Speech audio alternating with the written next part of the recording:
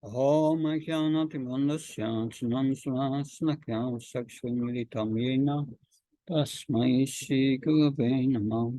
Namo Vishnupadaya Krishna Pristaya Bhutale Srimati Bhakti Swami Namane Namaste Saraswati Deve Gaurvani Pacharane Nirvishesha Sunyavadi Vaskachar Desatarane Shila Prabhupada Ki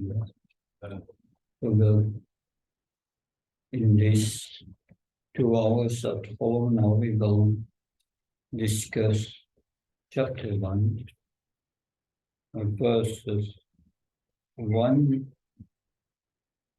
to 23. So in this first verses of the Bhagavad Gita, that we will hear about Dhritarashtra is questioning Sanjaya about what happens at the battlefield of Kshatriya. Dhritarashtra is a blind king.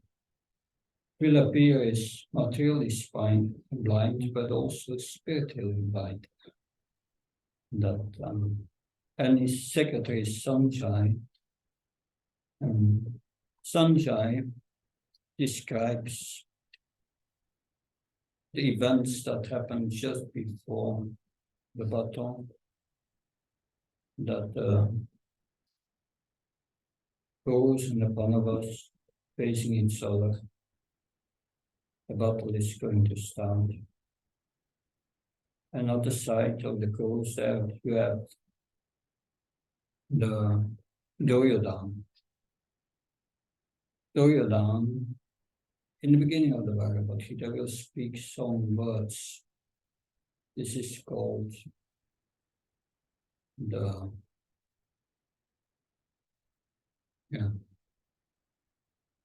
Duryodhana Gita. Duryodhana is speaking that, and he's speaking to Drona, Dronacharya, and to Vishnudev. That we will hear how he's very diplomatic. He will solve a dilemma.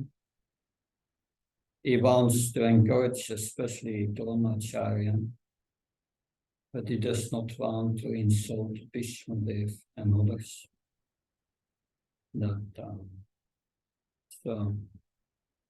And then at the end of this section we will hear the sound of the conchs. We will hear about the meaning of this sound of the conchs. First, the first verse of Bhagavad Gita will tell us a lot about the mentality of Dhritarashtra. So every time before we recite from the Bhagavad Gita, we glorify the speaker of the Gita, Lord Krishna, with the words Om Namo Bhagavate Vasudevaya.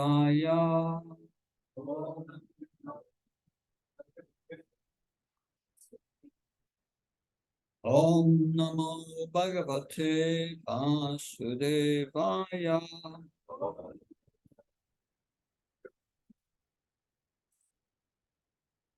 Om Namo Bhagavate Vasudevaya.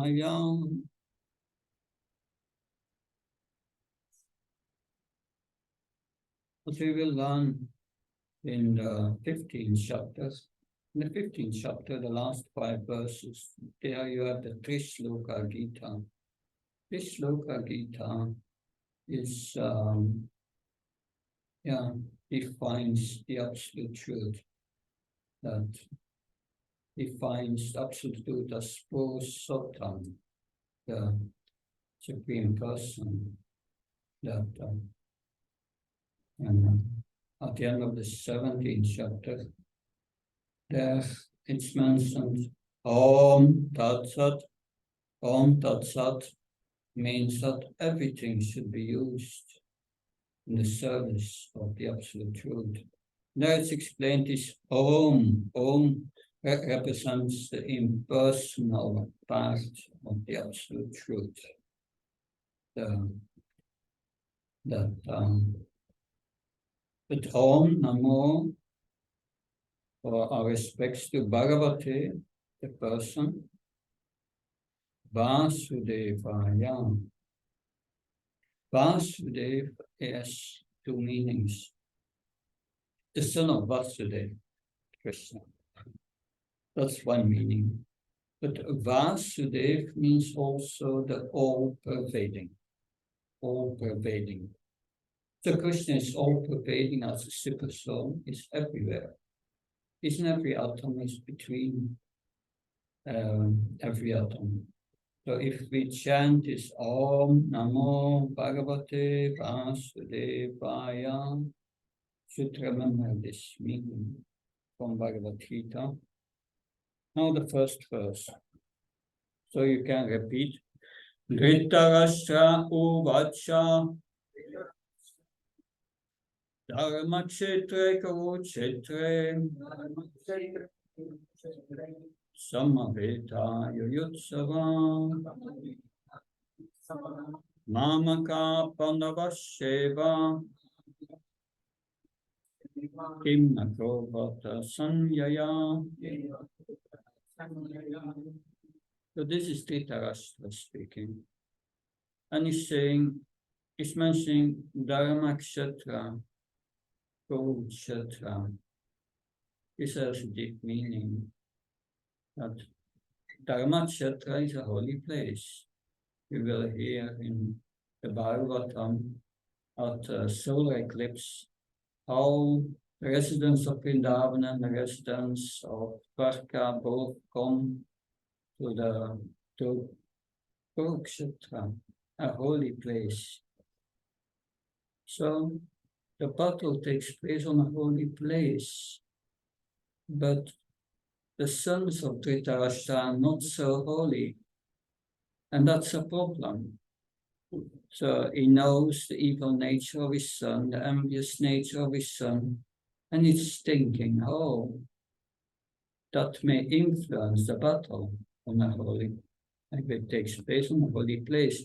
So he's worried that, so Sama, Veta, Utsava, they come together to fight. Why he's saying this, he's coming together to fight. But then he's saying, Mamaka, my sons, Mamaka, is first concerned about his sons, his younger sons. Mamaka, Pandava, Sheva, and also the Pandavas are there. And then says, Kimakurvata Sanyaya. What are they doing there? So he's first telling they are there to fight, and now he's saying that what are they doing there? So what are they going to do? That so he's asking this question. What do they do? Because he's doubtful about the victory of his sons because of the influence of Kshetra. So that shows his mentality. He wants to separate the Pandavas from their legal heritage. That we'll hear more about Dhritarashtra and Srimad Bhagavatam when that Akrura was sent to Hastinapur to investigate on behalf of Krishna. And he finds out what's happening and all the intrigues created by Dhritarashtra. And is at the end of his investigation is visiting Dhritarashtra, and he says, you should be equal to the sons of Pandava and your sons. And you should not deprive them of their heritage. It will destroy the whole dynasty. And Dhritarashtra says, this is good advice. I never heard such a good advice. It's like the nectar of the gods. Good advice. But unfortunately, it cannot stay in my heart. It's going to my heart like a lightning because of attachment to my sons. And that's many times also our weakness. We have Krishna's instructions, but difficult to follow because of our attachment to so many things. We fall back in the body concept of life.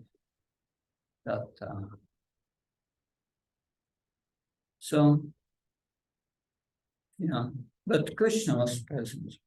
He was present. And then you have the religious field of Kurukshetra. And then the virtuous sons of Yudhishthira and his daughters. He felt, that's too much. Bad influence from my sons were irreligious. I know that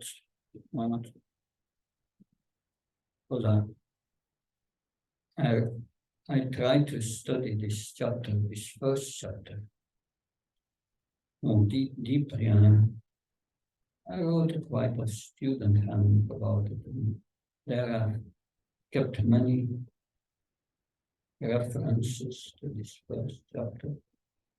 And this first verse,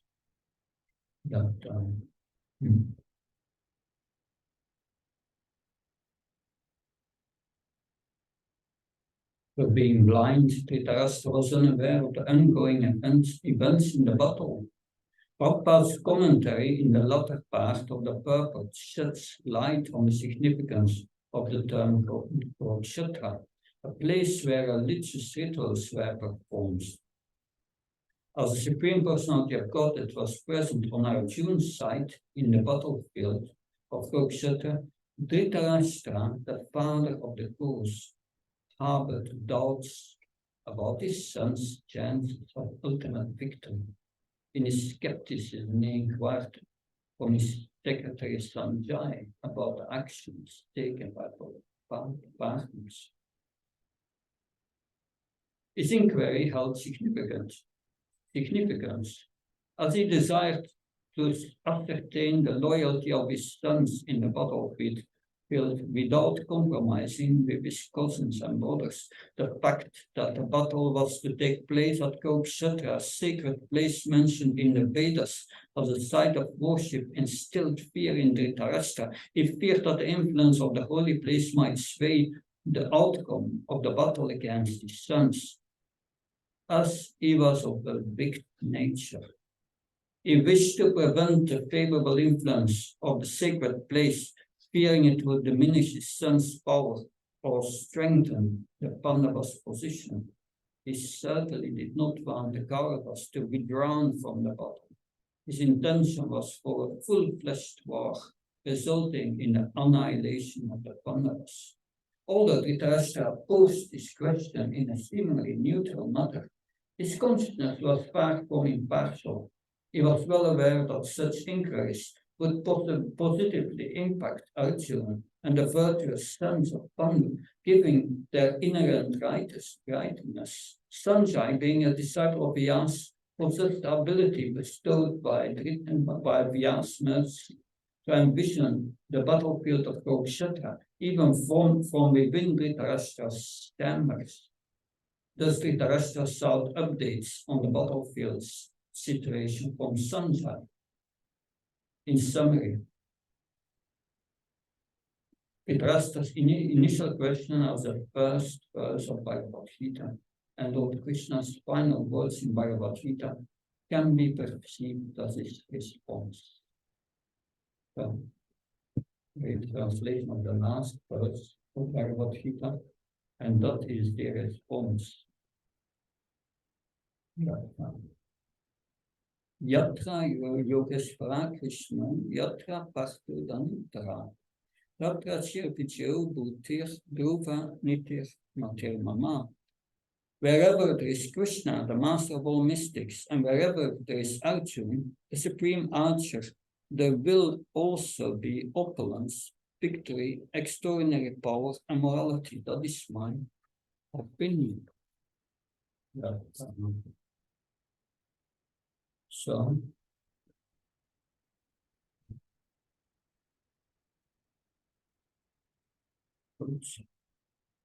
now the meaning of this Dharma Shatra, Road Shatra. There are many commentators on Bhagavad Gita.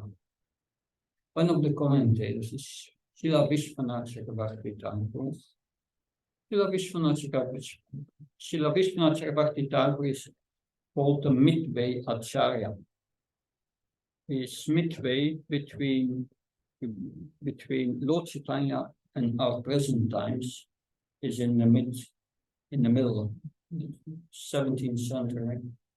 That there was Vishwanath Chakravarti Thakur, and his commentaries are very illuminating. Some say Vishwanath Chakravarti Thakur was a reincarnation of Rupa Goswami, because he was so deeply acquainted with Rupa Goswami's teachings, and he elaborated on them further.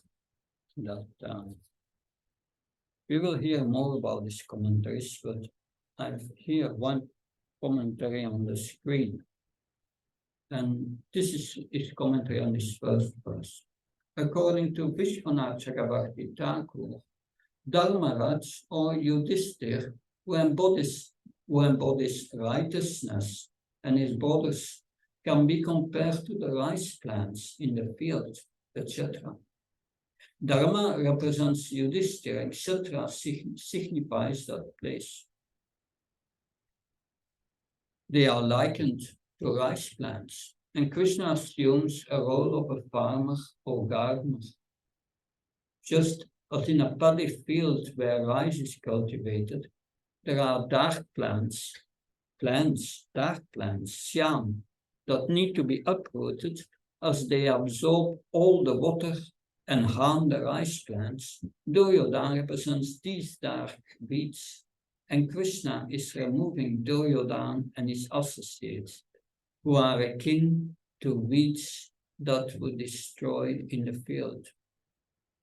Krishna's assistant to the Pandavas is akin to water being poured into the rice field and erecting barriers to maintain the water's proper distribution. Srila Prabhupada mentions Srila Vishwanath Chakravarti's analogy in the last few sentences of his commentary. That's in the commentary of Prabhupada. Okay, now we continue with the next verse. That text. So we will hear now about Duryodhana, a great politician. Text 2. Sanya vacha dristva tu pandavanikam yuddham Duryodhanastata. Acharyam upasangam ya raja vachnam abravit. Sanjay said, O king, after looking over the army arranged in military formation by the sons of Pandu, King Duryodhana went to his teacher and spoke the following words. So he spoke the following words. Just a moment.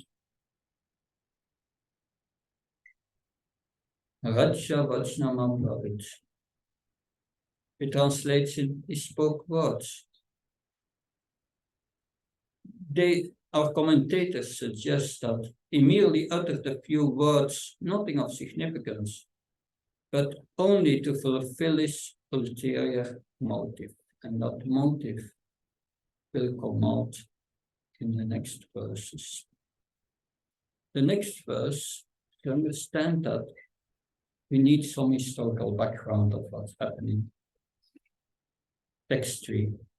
Pashaitam Pandu Putranam Acharyam Mahatim Shunshamam Yudam Drupadaputrena Tavasishem Mata. O my teacher, behold the great army of the sons of Pandu, so expertly arranged by your intelligent disciple, the son of Drupada. So here is a history behind him. I wrote more or less a summary of that history here.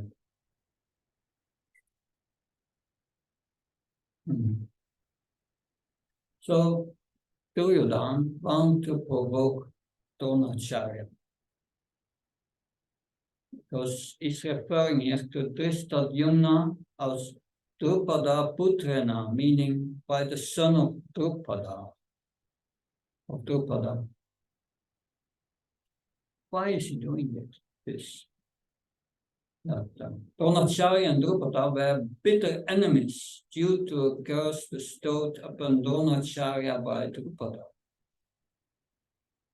Their animosity originated from their shared time at the same Gurukul. They were together at the Gurukul, where they were close friends. Dronacharya, Brahman, and Drupada, a powerful king and Kshatriya, and they had strong bonds. But one day, Drupada generously offered Dronacharya all his possessions out of their friendship. However, as time passed, their circumstance changed. Drupada became a mighty king, while Dronacharya, despite having a son named Ashvatam, fell into extreme poverty. Ashvatam, who had never tasted milk in his life, was tricked by his friends with a concoction of water and white powder, pretending it was milk. Witnessing his son's disappointment shattered Dronacharya's heart. Determined to improve his dire situation, Dronacharya recalled his old friend Drupada, seeking assistance. He approached Drupada, now a king, and reminded him of their past friendship. Dronacharya humbly requested a single cow as a symbol of their friendship. However, Drupada, in an unkind mood, scorned him, stating that friendship can only exist between equals. Drupada's harsh rejection enraged Dronacharya. He then immersed himself in the study of military arts, eventually becoming an expert teacher to both the Pandavas and Kauravas. After training the Pandavas and Kauravas, they approached Dronacharya with the desire to offer Gorodakshin, a gift to their teacher. Without hesitation, Dronacharya instructed Arjuna to capture Drupada, bring him bound before him, and humiliate him by placing him at his feet. Duryodhana, seeking an opportunity to demonstrate his worth, insisted on performing the task instead of Arjuna. Dronacharya, aware of Duryodhana's limitations, warned of Drupada's formidable power and urged Arjuna to carry out the mission. Duryodhana, feeling insulted by his teacher's rejection, grew angrier. Arjuna confronted Drupada's army, showcasing his extraordinary prowess. He successfully captured Drupada, presenting him to Duryodhana and Dronacharya, and made him acknowledge his subservience. Such were the interactions among the Kshatriyas. Dronacharya then allowed Drupada to regain half of his kingdom, while he claimed the other half. Drupada, deeply humiliated by the turn of events, performed a sacrifice which resulted in the birth of his son, Drishtadyumna, and his daughter Draupadi. Eventually, Drishtadyumna became the cause of Dronacharya's demise, as he had been foretold. This explains the alignment of Dronacharya with one side and Drupada and Drishtadyumna on the opposing side to ignite Dronacharya's fighting spirit and remind him of his animosity towards Drupada. Duryodhana deliberated use the term Drupada Putrena by avoiding Drishtadyumna's name and emphasizing his connection to Drupada. Duryodhana sought to evoke strong emotions in his teacher. Interesting. Drishtadyumna will, the son of Drupada, will become the cause of Dronacharya's demise. They knew already, many knew already on the battle of Kurukshetra, that this person will go, I will be killed by this person. So we know that Bhima will break the tie of Duryodhana, and we know that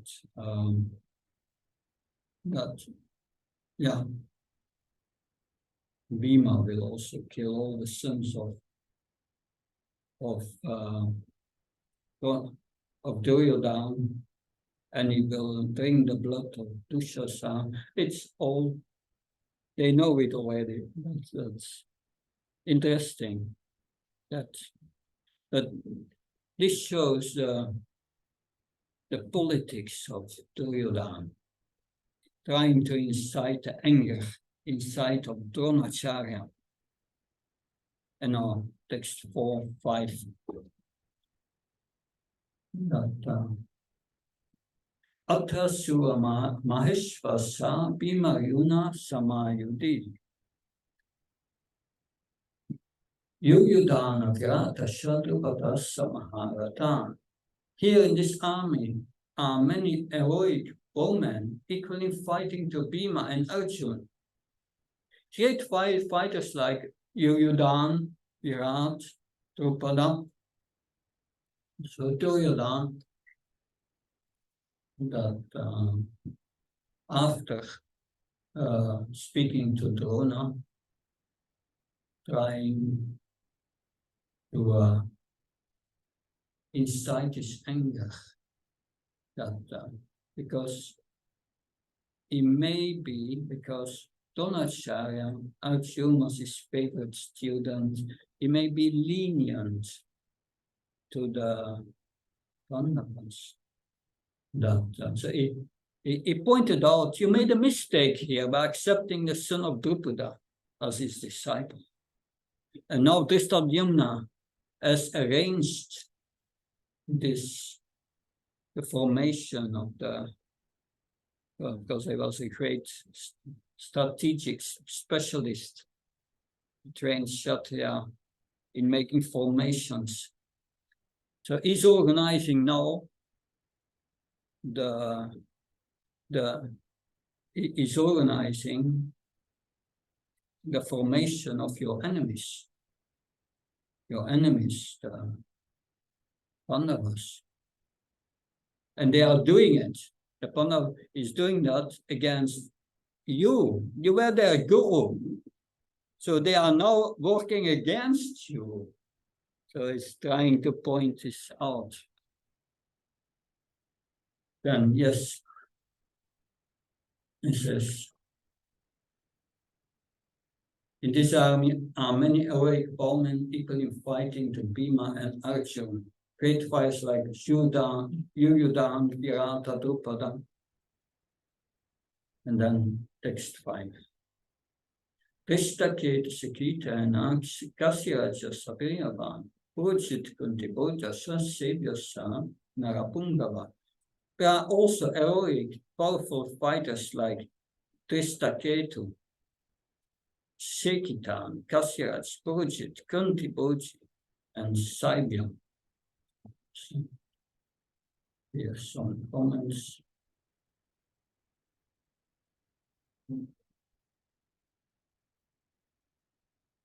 So Duryodhana mentions Bhima, and that was in text 4.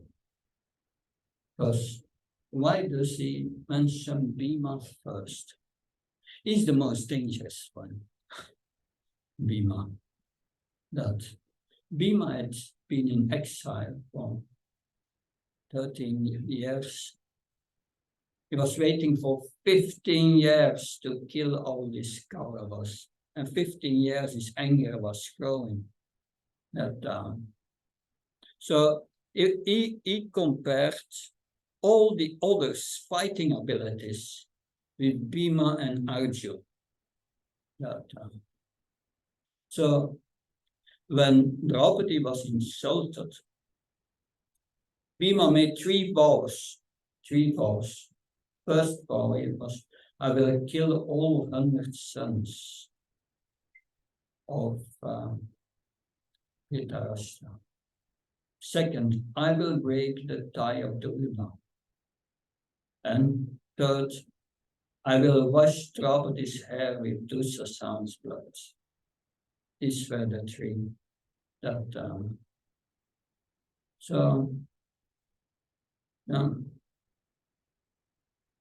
Bhima was waiting 15 years. He wanted to eliminate all the Kauravas. That at the time of the gambling match, Draupadi was insulted, and Bhima made three solemn vows. He declared his intention to slay all the 100 sons of Dhritarashtra. He vowed to break Duryodhana's tie. When Draupadi was being subjected to servitude as a result of Yudhishthira's gambling loss, Duryodhana, in a display of insolence, lifted his garment and motioned to Draupadi to sit on his thigh. Bhima's fury surged, and he swore to shatter that very tie, an oath that be ultimately fulfilled. Bhima not only pledged to exterminate 100 sons, but also vowed to drink their blood and cleanse Draupadi's hair with the blood of Dushasana. He had attempted to disrobe Draupadi, and he shared a similar fiery temperament with Bhima. We will hear more about that. Draupadi and Bhima, the same temperament, same character. Draupadi frequently reprimanded Yudhishthira Maharaj, often accusing him of behaving just like a Brahmin. However, she held a special fondness for Bhima due to their shared intense nature. Thus Duryodhana mentions Bhima as the first person to be feared. Next, Duryodhana mentioned Arjuna along with the great fighters as Yudhan, Virat, Drupada, each possessing their own remarkable histories. Text 6. Yudhamana savikranta utmaja utamaja Uttamaja Saviryaman Saubhadra Drapadeyasha Sarvaiva Maharata. The rather mighty Yudamanyu, the very powerful Uttamaja, the son of Subhadra and the sons of Draupadi. All these warriors are great chariot fighters. 7. Asmakam to Vishishtaye Tani Bodha Krichottama Nayaka Mama Sanyasya Samyaktam Tam Bhavinime. For your information, O best of the Brahmas, let me tell you about the captains who are especially qualified to lead my military force. So Duryodhana is an adept politician. That he did not intend to instill fear in Dronacharya. Therefore, he began by stating, Mama Sanyasya. Now I shall describe the army under my command, my military force. And the next text is very interesting. 8. Bhavan Vishma Sakarnasha Kripasha Samitim Jayam Ashvatam Vikarnasha Samadatis Tataivasha. There are personalities like you, Bhishma, Karna, Kripa, Ashvatam, Vikarma, and the son of Somadatta, called Purishrava, who are always victorious in battle. So he's speaking to Duryodhana, And he's saying, there are personalities like you, Baba, like yours, good self. So, because at the side of Deland, Bhishmadev was certainly the most powerful among the warriors. But he was considering the delicate situation of their positions. Because Deland is a skilled politician and he knows Bhishmadev is a Kshatriya, Dronacharya, is a Brahmin. So if Deland were to mention Bhishma first, he might offend Dronacharya and affect their commitment in the battle. They may not be so inspired. And if Deland were to mention, conversely, if Dronacharya would mention Bhishma first, then Dronacharya may be. The point is, Dronacharya is a Brahmin. And you mentioned him first. And Bhishmadev will not be dissatisfied with it because he knows he's a Brahmin. Okay, so that's a point made here. That yes. Now, text 9.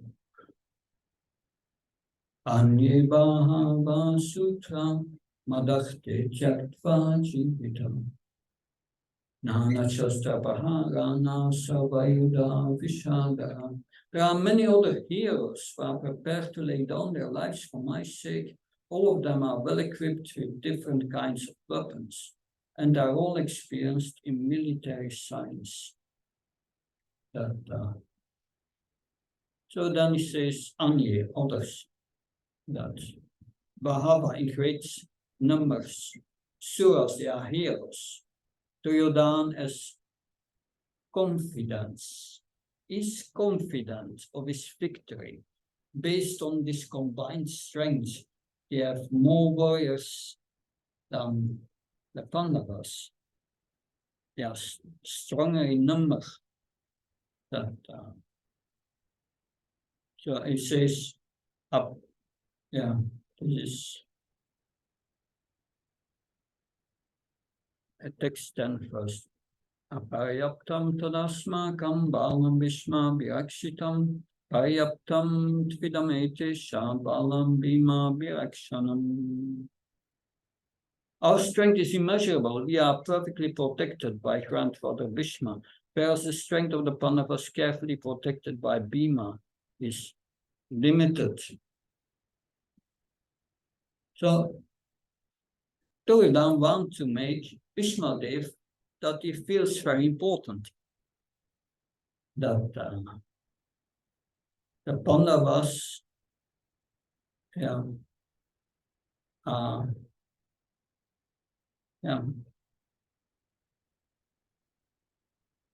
because he knows Bhishmadev, his favorite students are the Pandavas. He's attached to Yudhishthira, Arjuna, Bhima, and so on.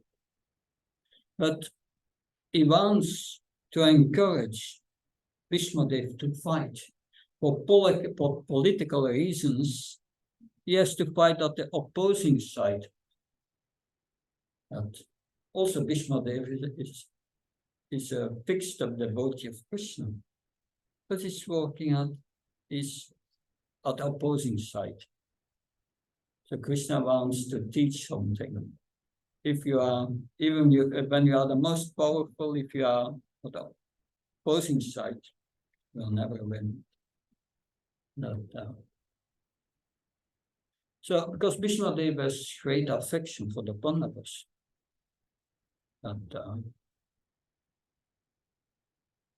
so that's what Deland tries to do. Yeah.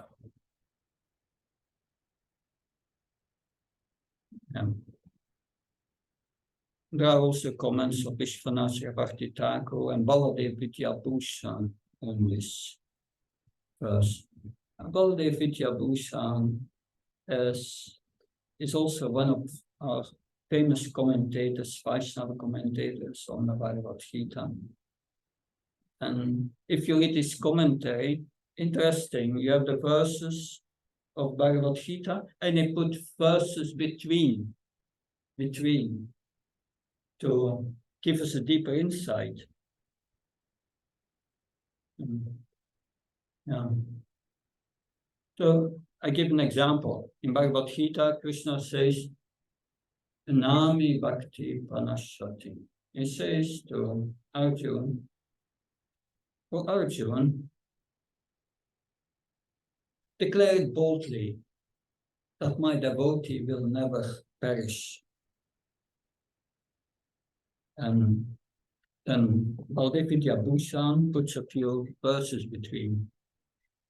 And then he makes Arjuna say, oh Krishna, you want me to declare it? But why are you not declaring it yourself?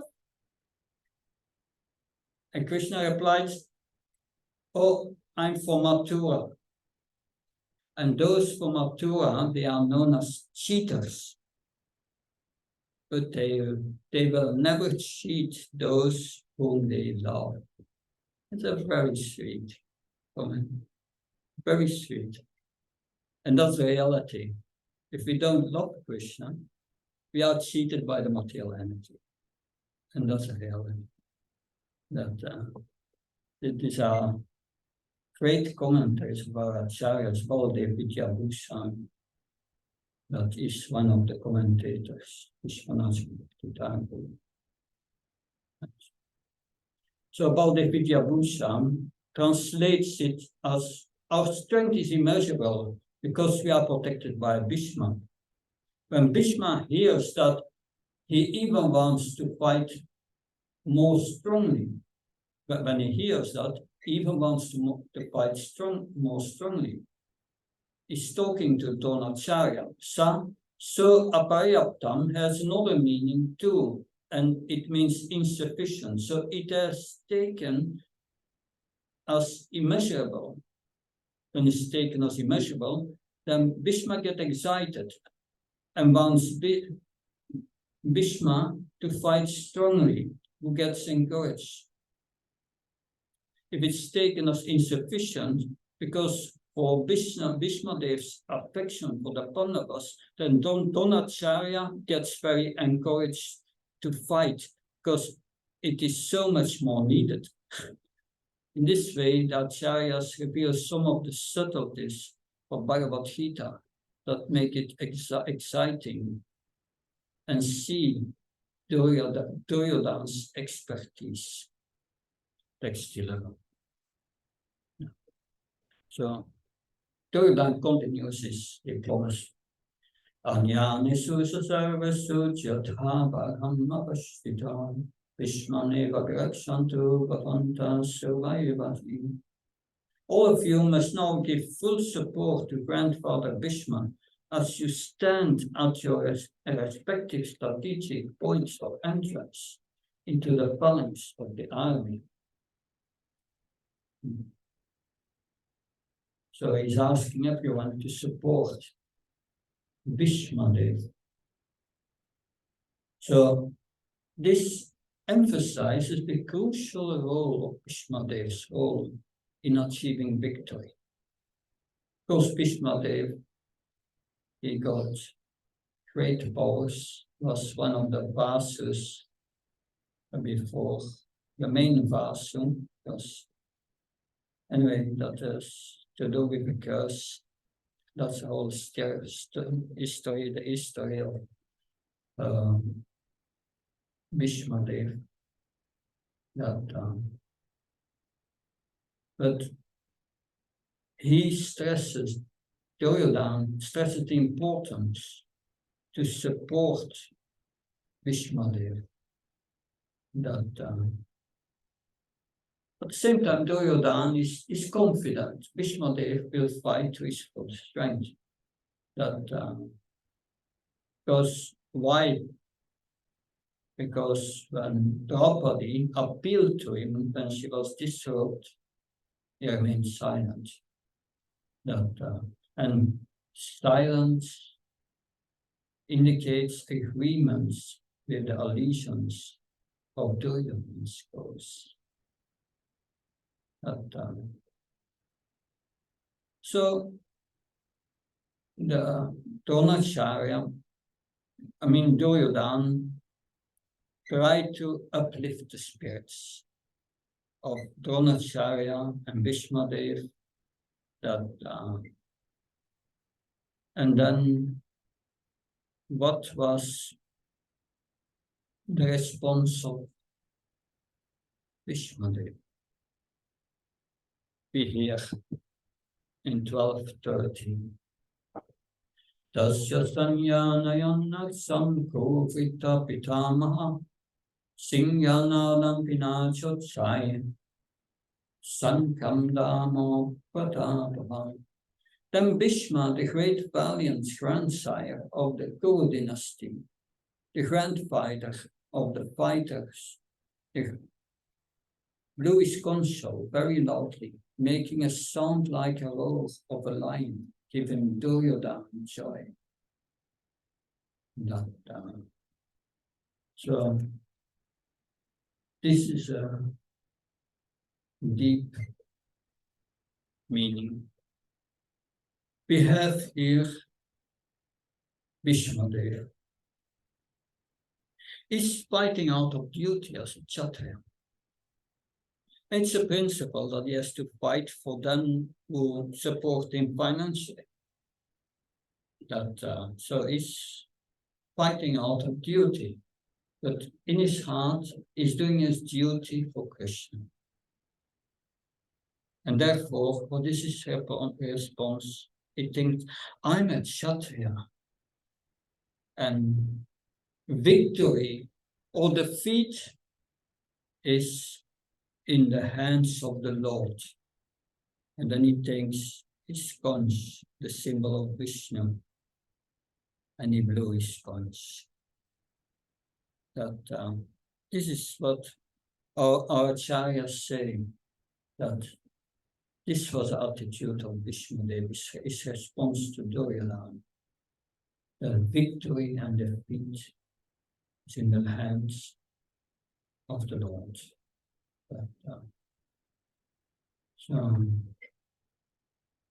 So it's now commentary. It's contrary to Duryodhana's interpretation, Bhishma's conch blowing held a deeper meaning that should not have brought joy to him. It signifies Bhishma's resolve to fight, knowing that his own life would be sacrificed, while also recognizing that victory and defeat were ultimately determined by the will of the Lord. The blowing of the conch represents Vishnu, indicates the impending defeat of Duryodhana's party. So we heard in this section, we heard about the setting of the scene in the beginning, that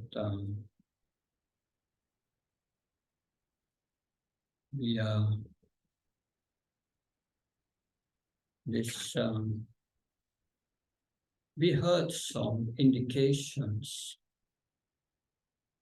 of the Pandavas' victory in this chapter, in this first 13 verses. What were the signs of victory that appear already there? Can someone help? The first verse. Yeah. The battle was in a holy place. The battle was in a holy place. So the influence, it would positively influence the Pandavas. other signs. It's whether you watch cell. Yeah, the console. Okay, these are two of them already, but there will be much more in the next section. Next section. It's 13. Yep. Till 23. Yes.